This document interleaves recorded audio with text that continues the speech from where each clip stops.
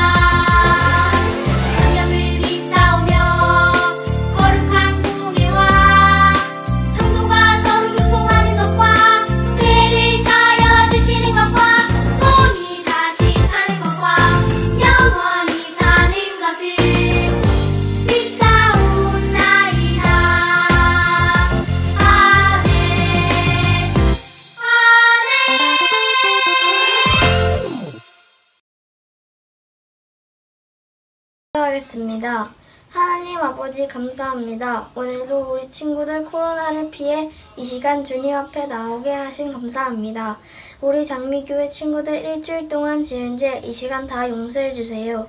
주님, 항상 감사하며 기도하는 저희 장미교회 친구들 되게 하시고 이 시간 전도사님께서 말씀 전하실 때 우리 친구들 한 사람 한 사람 마음속에 찾아와 주시길 간절히 원합니다. 처음 시작하는 시간이오니 마치는 시간까지 저희와 함께 해주세요. 예수님 이름으로 기도드립니다. 아멘.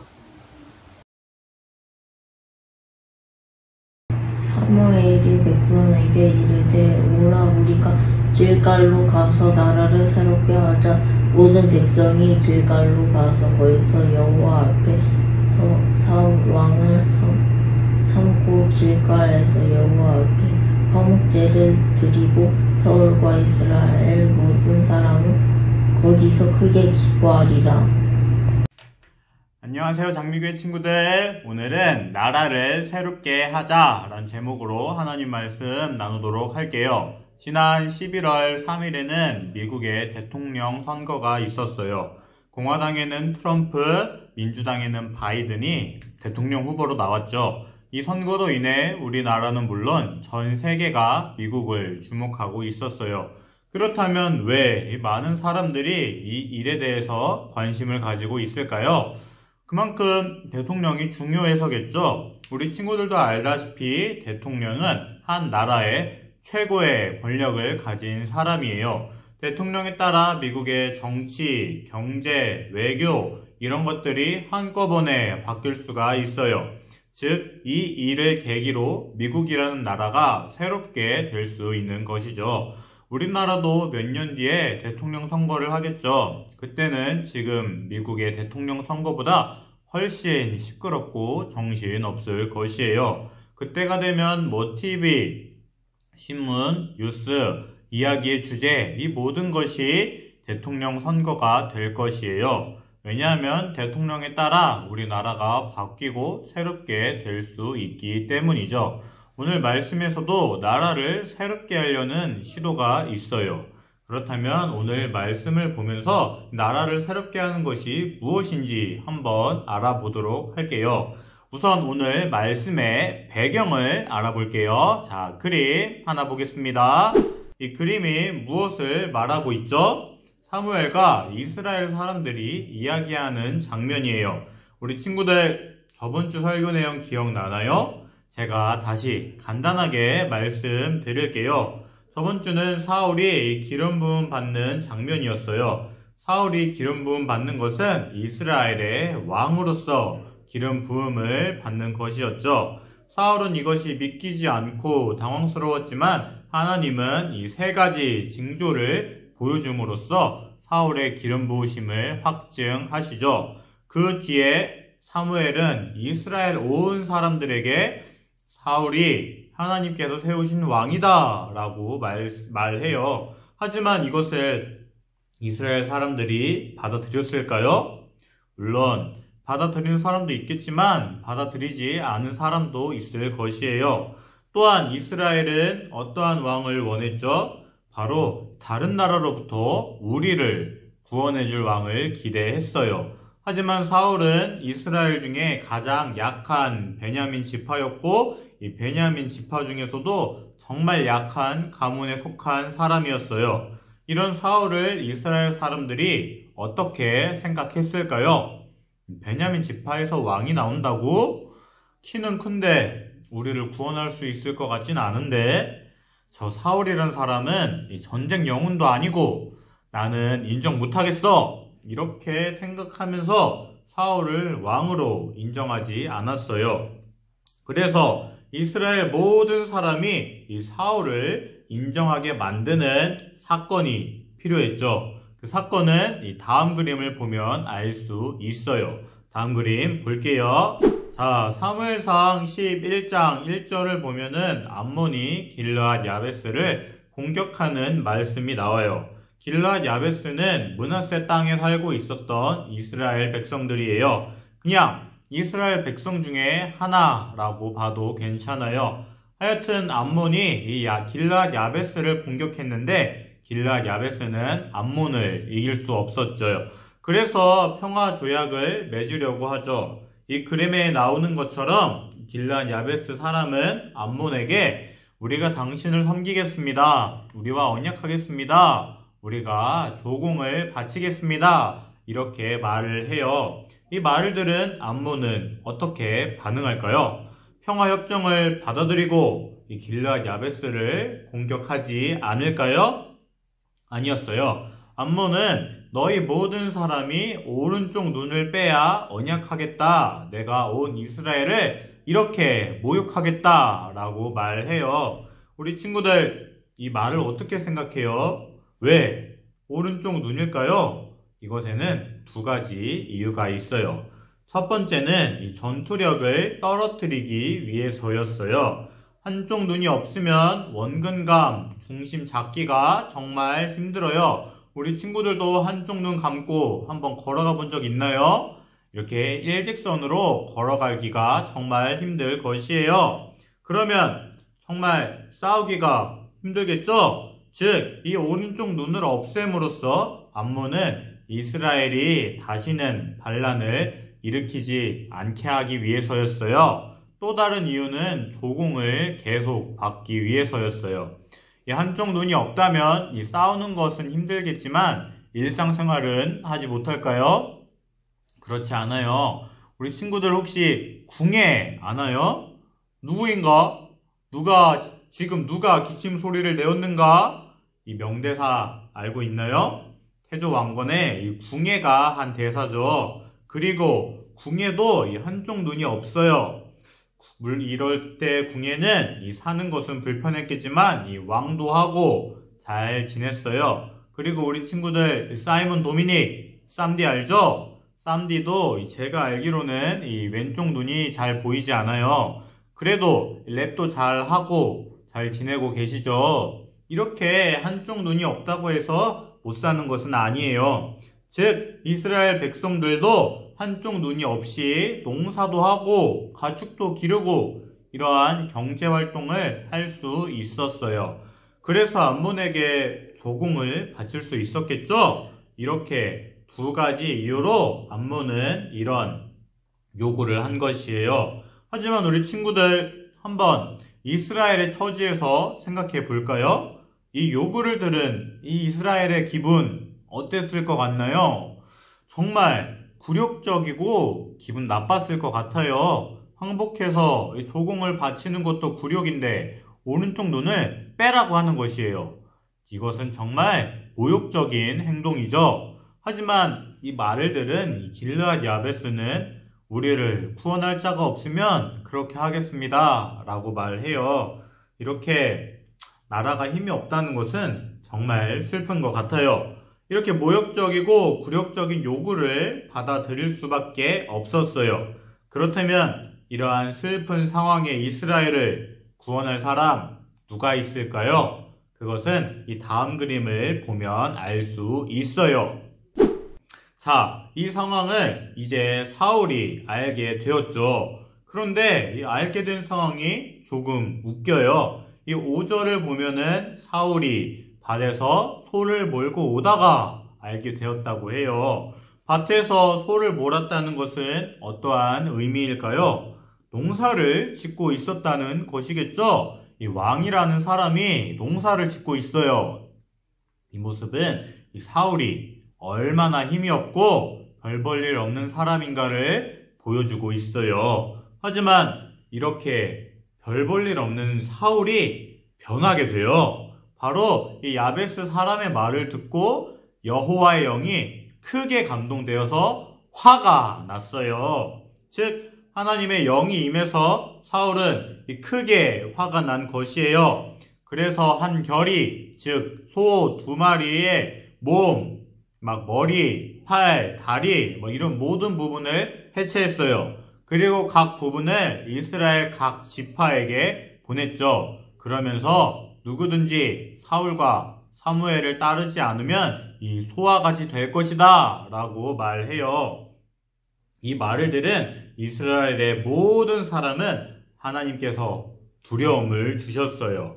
그래서 이 30만 명이 모이게 되죠. 이렇게 사람을 모은 사울은 길르앗 야베스 사람에게 내일 해가 더울 때 너희가 구원을 받을 것이다 라고 말해요.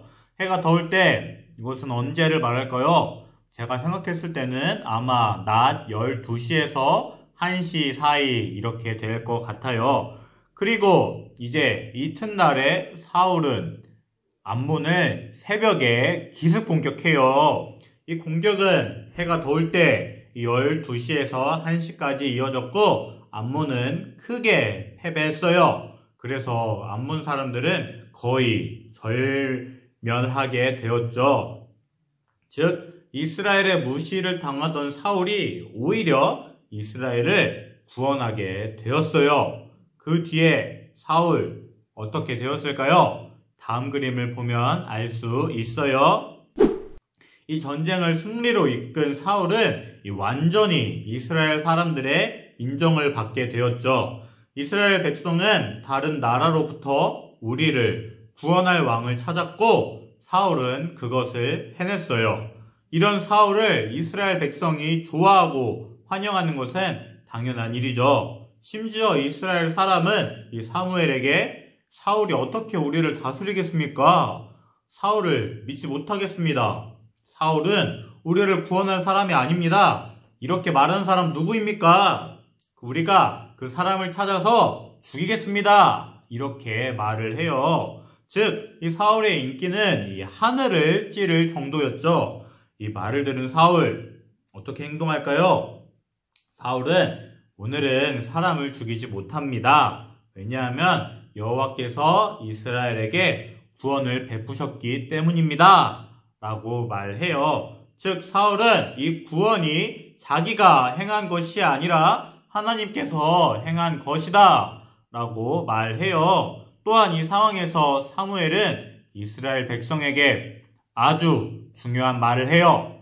그것은 바로 사무엘상 11장 14절이에요. 자, 말씀 보여줄 테니 다 같이 읽어볼게요.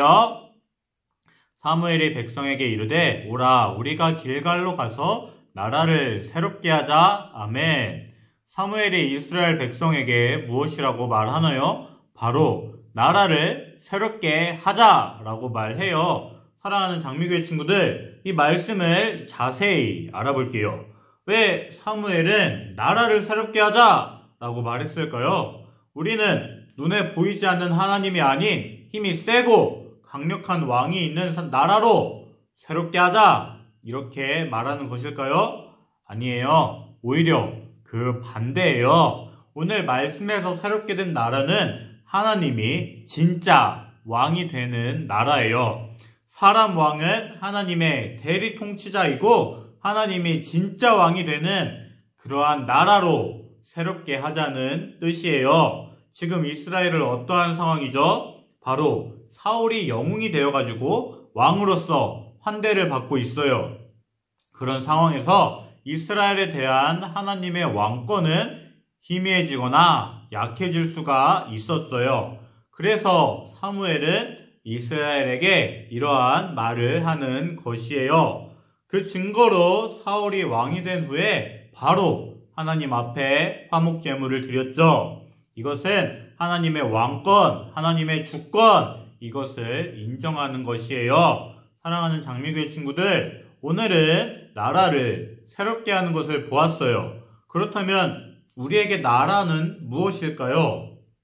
바로 우리 마음속에 있는 하나님 나라예요. 우리 친구들 마음속에는 이 하나님 나라가 있다는 것을 알고 있나요? 그런데 이것은 누구에게는 하나님 나라가 될 수 있고 누구에게는 하나님 나라가 아닐 수 있어요. 무엇이 이러한 차이를 만들어내는 것일까요?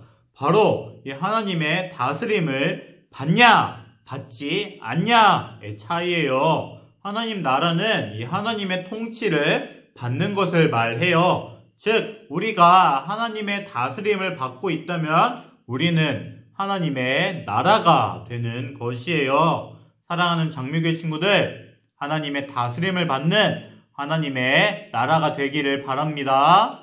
하지만 우리는 이 하나님의 통치를 받기보다 자기 마음대로 살려고 할 때가 많죠. 우리 친구들의 일주일 한번 돌아볼까요? 하나님의 다스림을 받아 순종하려고 했나요? 아니면 자기 마음대로 살려고 했나요? 물론 하나님께 순종하며 일주일을 보낸 친구도 있겠지만 대다수의 친구는 자기 마음대로 살려고 했을 것이에요. 물론 저도 제 마음대로 살려고 할 때가 정말 많이 있어요. 하지만 그럴 때마다 우리는 어떻게 해야 하죠? 바로 나라를 새롭게 해야 해요. 즉, 우리의 마음을 하나님이 왕이 되는 그러한 나라로 새롭게 해야 되는 것이죠. 절대로 자기 마음속의 왕좌에 하나님을 없애고 자기 자신이 앉아있으면 안 돼요. 사랑하는 장미교회 친구들, 마음속 왕좌에 하나님이 앉아있기를 바랍니다. 이제 말씀을 정리할게요. 오늘 말씀은 사울이 진정한 왕으로서 인정받게 되는 것이죠. 이스라엘 사람은 처음에 사울을 인정하지 않았지만 나중에 인정하게 되었어요. 하지만 이것이 도를 넘어서 사울의 영향력이 하나님의 영향력을 없애려고 했어요. 그래서 사무엘은 나라를 새롭게 하자라고 말하죠. 이것은 사울이 이스라엘의 진정한 왕인 나라로 새롭게 하자 이러한 뜻이 아니었어요.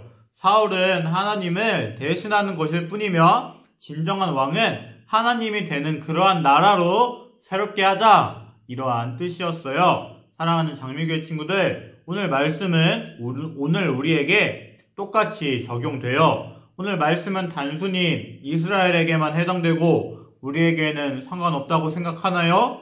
우리는 왕이 없고 나라를 새롭게 할 이유가 없다고 생각하시나요?